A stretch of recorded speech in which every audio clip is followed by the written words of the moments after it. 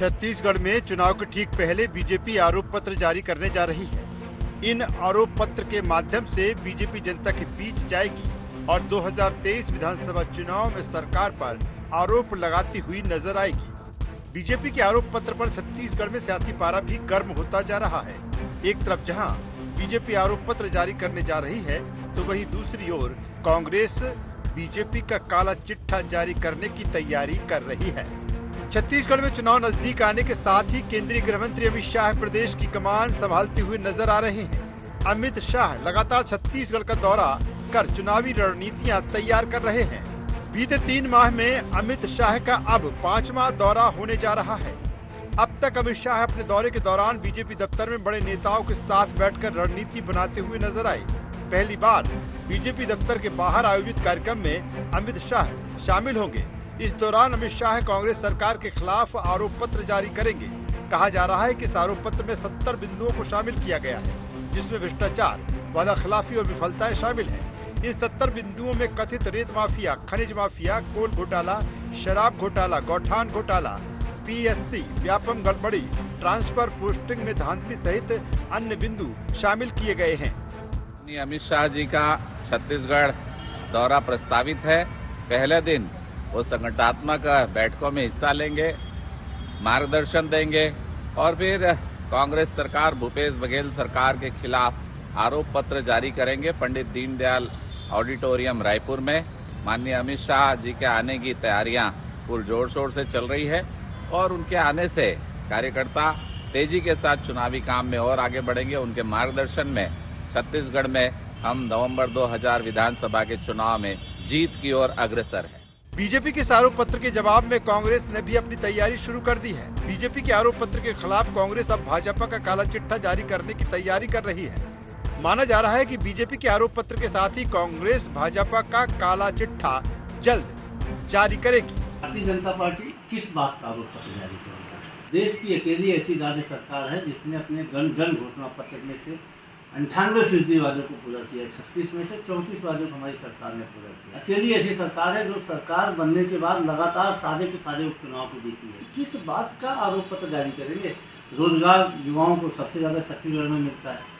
इनके आरोप पत्र के बजाय हम इनके खिलाफ जारी करने वाले हैं भाजपा का काला अध्याय, ब्लैक पेपर जारी करेंगे, इसमें पूरा भारतीय जनता पार्टी का काला चिट्ठा हो। चुनावी साल में जहां दोनों प्रमुख पार्टियां अपनी तैयारियों में जुटी हुई हैं, तो वहीं एक दूसरे पर आरोप प्रत्यारोप का दौर भी लगातार चल रहा है।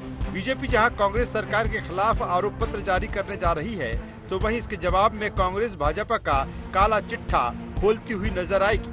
हालांकि आरोप पत्र और काला चिट्ठा से जनता पर कितना प्रभाव पड़ेगा, ये तो समय ही बताएगा।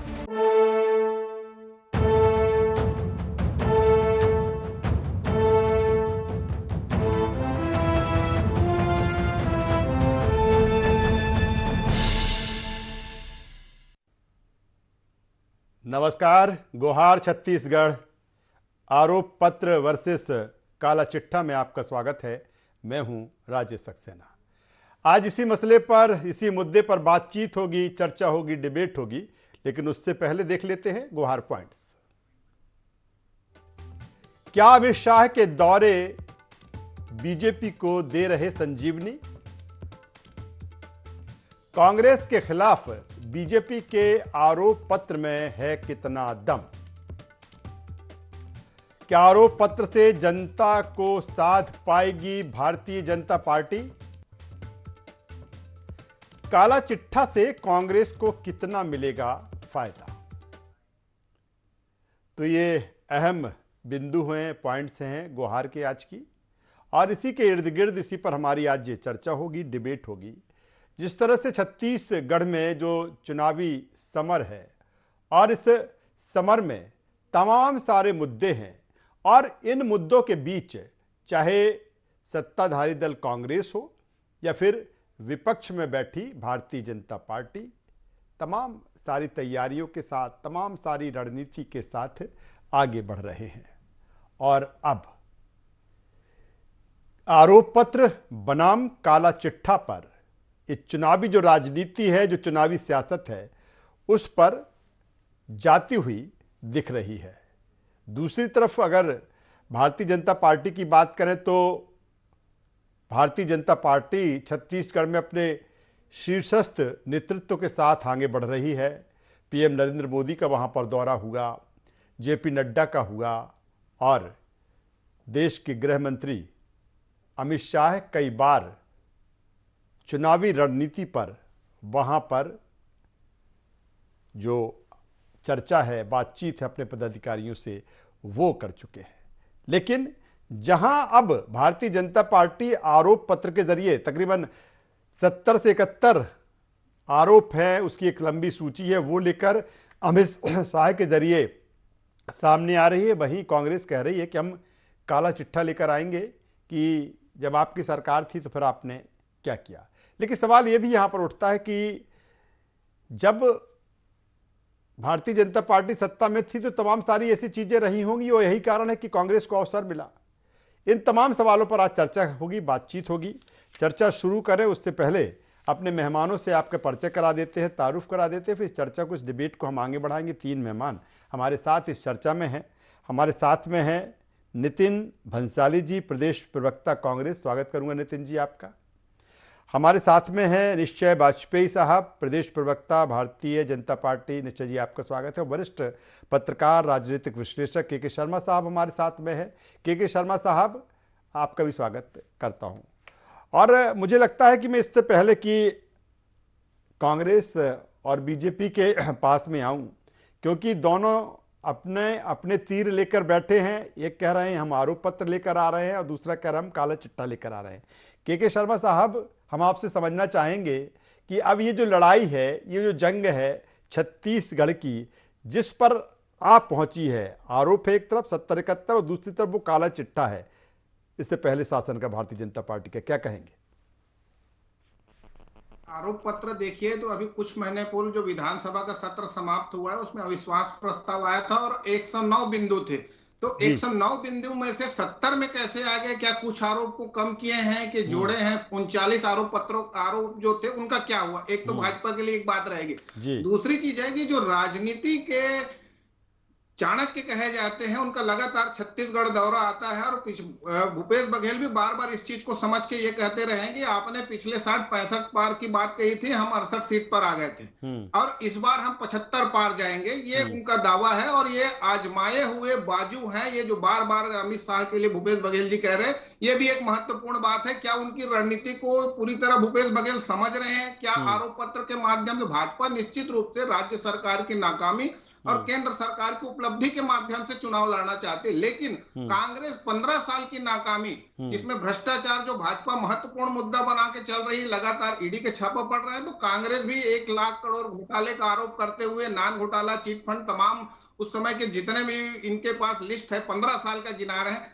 तो 15 साल की उपलब्धि भी भाजपा को बनाना पड़ेगा। मुझे लगता है कि 15 बनाम 5 का ये चुनाव रहेगा, क्योंकि छत्तीसगढ़ की जनता दोनों कार्यकाल को देखिए और केंद्र सरकार के साथ यदि करेंगे 9 साल बनाम ये 5 साल की बात करेंगे, तो मुझे लगता है कि जनता केंद्र सरकार के मामले में लोकसभा चुनाव में देखेगी, जिस तरह छत्तीसगढ़ की जनता विधानसभा और लोकसभा में अलग अलग मतदान करते रही।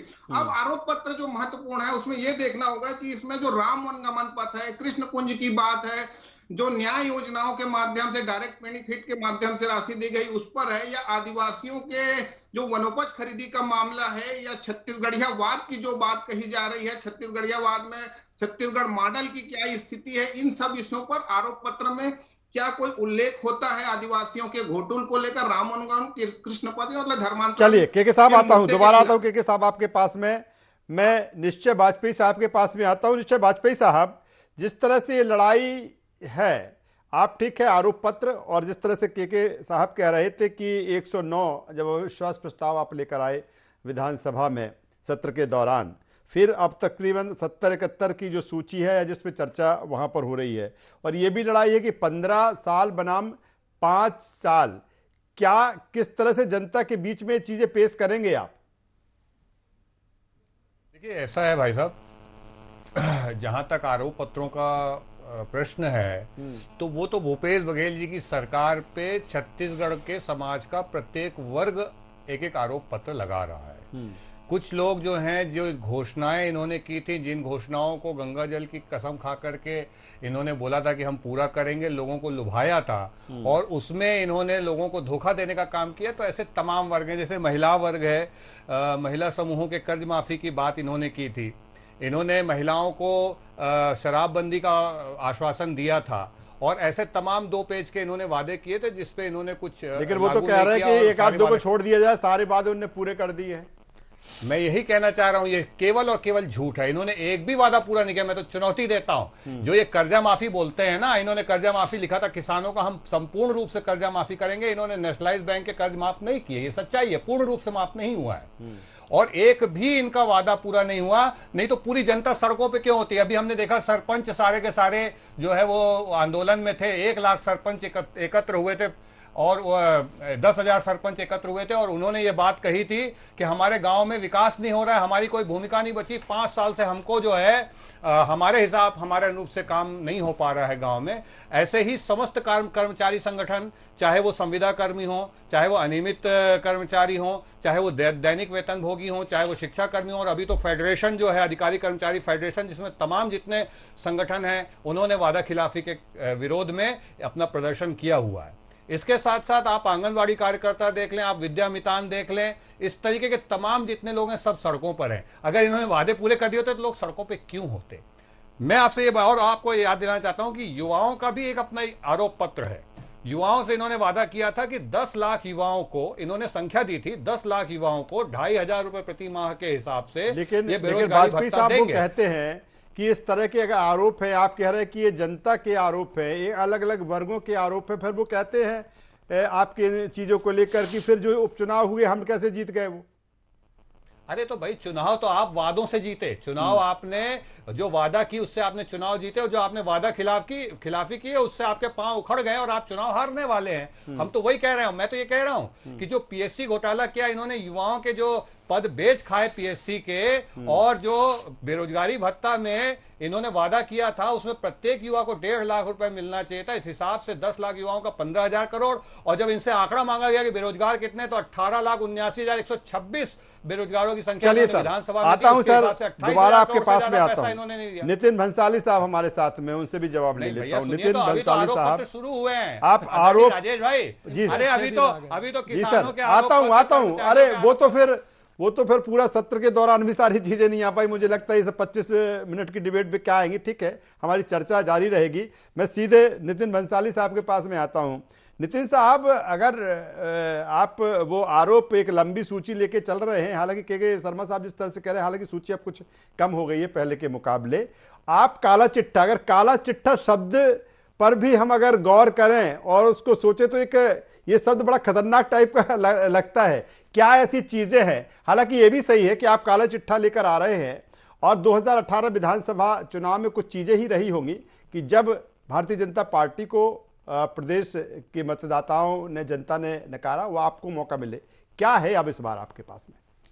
आपने कहा कि काला चिट्ठा शब्द ही खतरनाक है, तो इन लोगों ने काम ही ऐसे खतरनाक किए हैं जो हमको काला चिट्ठे शब्द का उपयोग करना पड़ रहा है। ब्लैक पेपर जारी करेंगे और ये जितने बिंदु कह रहे हैं ना, आरोप पत्र हम ये लिखेंगे, वो लिखेंगे, 71 नहीं भाई, 171 लिख देना अपनी मर्जी से, कोई फर्क नहीं पड़ रहा।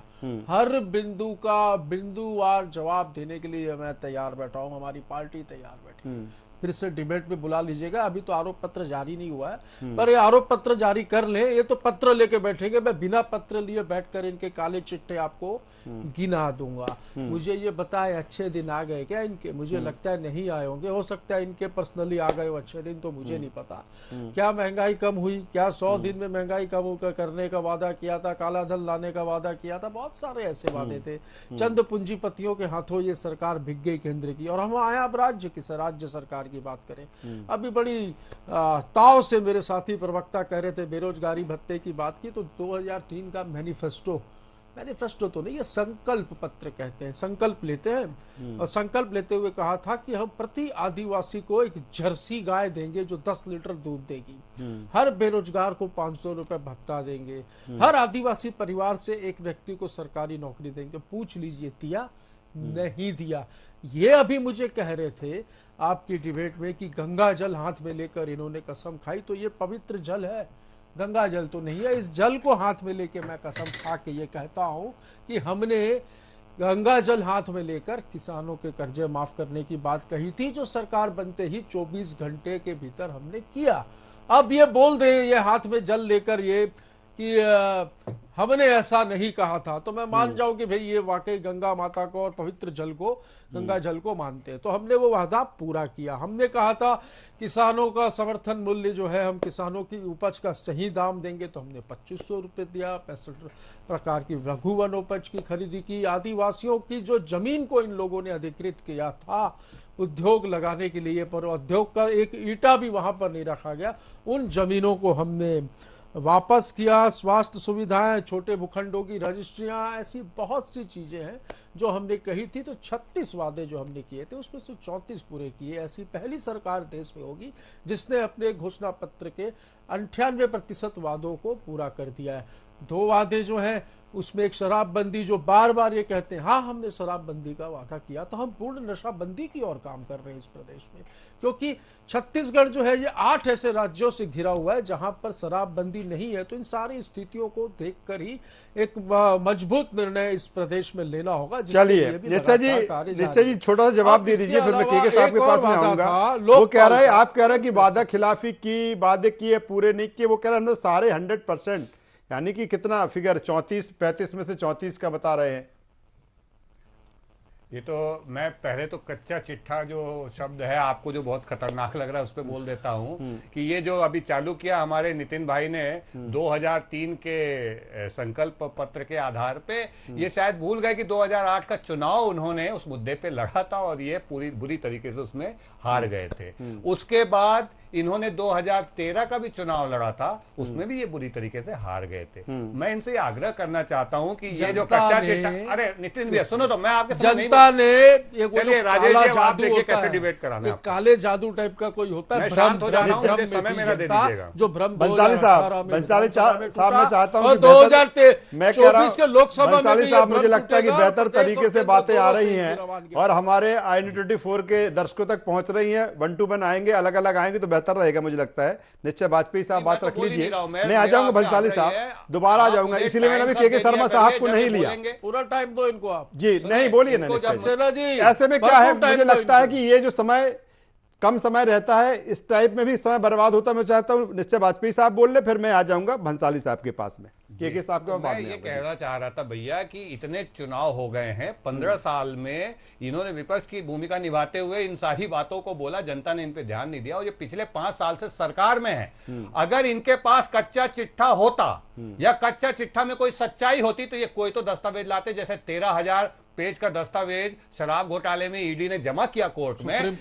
सुनिए ना, आप बोलेंगे सक्सेना जी, अब ये देखिए राजेश जी ऐसा झूठ बोलेंगे, या तो मैं भी बोलूं इनके समय में या फिर मुझे कम से कम बोलने का समय न्यायाधीश हो जा रहे हैं आप। ठीक है, ये तो आप खुद ही लगा रहे हैं, जज भी खुद ही बन जा रहे हैं, सजा भी सुना दो। सर ये तो आप लोगों को ही तय करना है कि बेहतर तरीके से डिबेट, ये चर्चा चले और जो समय है उसमें बेहतर बात छत्तीसगढ़ की जनता तक पहुंच जाए। जी सर बोलिए। बोलने के लिए मैं अपनी बात बोलता हूं, उसके बीच में हमारे बड़े वरिष्ठ नितिन भी आए, वो इसलिए बोलते हैं क्योंकि इन लोगों की पोल खुलती है। हाँ। इनके जो लोग कांग्रेस के सदस्य भी नहीं है, भ्रष्टाचारी हैं, माफिया हैं, वो लोग जेल जाते हैं, तो भूपेश बघेल जी बोलते हैं कि कांग्रेस के ऊपर कार्रवाई हो रही है। उन लोगों के खिलाफ 13,000 पेज के शराब घोटाले में, कोल घोटाले में इनके खिलाफ दस्तावेज कोर्ट में पेश किए गए, इनकी जमानतें नहीं हो रही हैं और ये अधिकारी, शीर्ष अधिकारी और माफिया और कुछ नेताओं के बीच का एक अवैध गठजोड़ है। केके शर्मा साहब के पास में आता हूं, नितिन जी के पास बाद में आऊंगा। केके शर्मा साहब,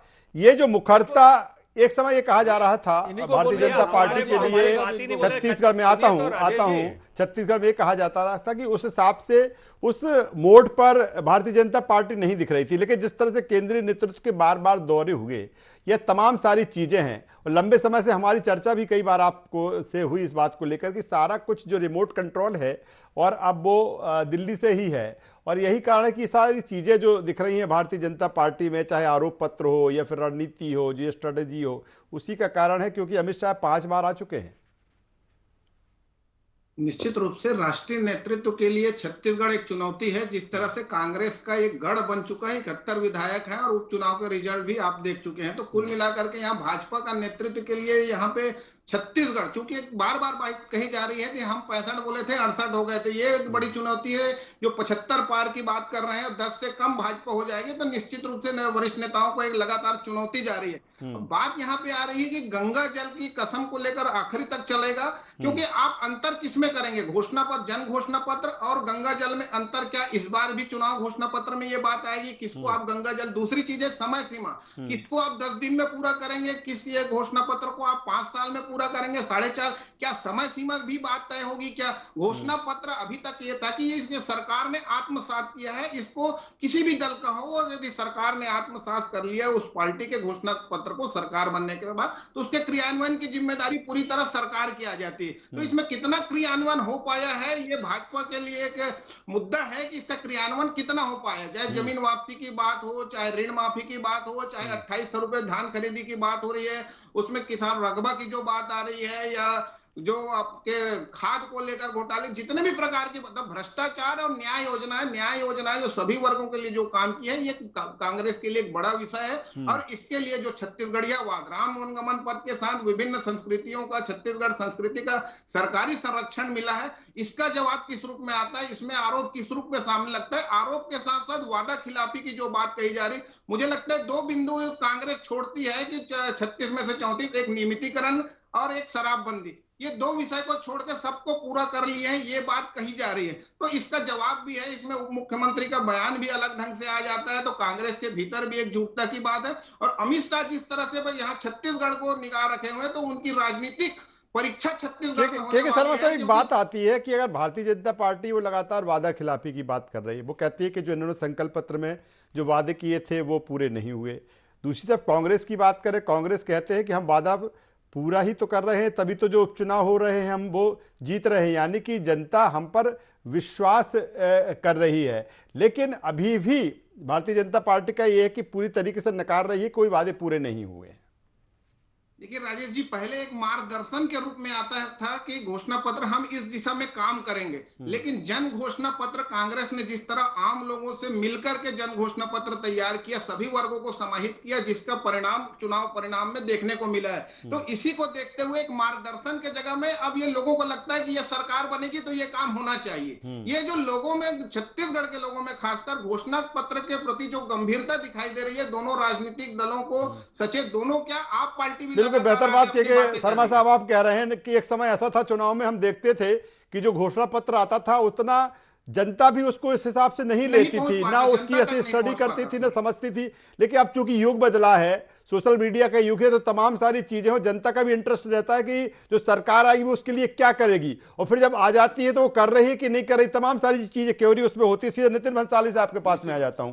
नितिन भंसाली साहब, ठीक है, आरोप पत्र वर्सेस काला चिट्ठा, मुकाबला अमित शाह से है, अब आपका केंद्रीय नेतृत्व तो जब मेरा नाम ले रहे तो नितिन जी, मैं नाम का विषय नहीं, मैं आपके बीच में टोकूंगा नहीं, मैं तो एक चीज समझना चाहता हूं जी। नितिन जी के पास आपसे समझना, मैं नितिन जी के पास में मुझे संघर्षों के बीच में बोलना है क्या? नितिन जी के पास पूरी हो नहीं पा रही, नितिन जी के पास में आऊंगा, वक्त कम है चूंकि नितिन जी की बारी बोल रही है, अभी भी इनको बोलना है। नितिन जी अपनी आपत्ति अरे सुनना नहीं चाह रहा कोई, यही तो मैं बोलना चाह रहा हूँ कि भाजपा को कोई सुनना ही नहीं चाह रहा। आप वरिष्ठ निश्चय वाजपेयी साहब, आप वरिष्ठ नेता हैं, मुझे नहीं बोलने आप वरिष्ठ नेता हैं, आप समय जाया मत करिए, सीधे नितिन भंसाली जी बोलेंगे। नितिन जी बात की नाकामयाबी ये 15 साल में प्रदेश की जनता ने देखी है, और इन 9 वर्षों में लोकसभा में आपकी वादा खिलाफी की सजा जो है इस देश की जनता भुगत रही है। बैठ जाऊंगा तो मुझे बोलने नहीं दिया इतनी बढ़िया, इतने अच्छे दिन आ गए कि टमाटर को सेब समझ कर खा रहे। निश्चय जी, पर्याप्त समय मिला है, आप इतने वरिष्ठ होकर जी चलिए नितिन जी बोल लीजिए। नितिन जी बोल लीजिए। तो भाई इसमें भी आरोप पत्र लगा दो एक कि आपको बोलने नहीं दे रहे।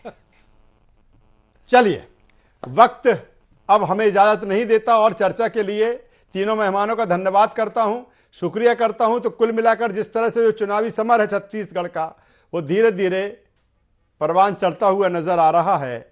और आपने देखा कि चर्चा में ही आप इस डिबेट में देख लीजिए किस तरह की तलखी है, किस तरह का एग्रेसिवनेस है। और जाहिर सी बात है, जब चुनाव आता है तो चाहे जमीन पर हो या फिर जब हम बैठ कर स्टूडियो में, या फिर जो हमारे जो राजनीतिक विश्लेषक कहें, या फिर जो हमारे सम्मानीय वहाँ पर प्रवक्ता हैं, उनमें भी वही मोड, वही चीज़ें दिखती हैं। और कुछ ऐसा ही इस डिबेट में, इस चर्चा में, क्योंकि चुनाव का जो समय है धीरे धीरे नज़दीक आता जा रहा है। गुहार छत्तीसगढ़ में बस इतना ही।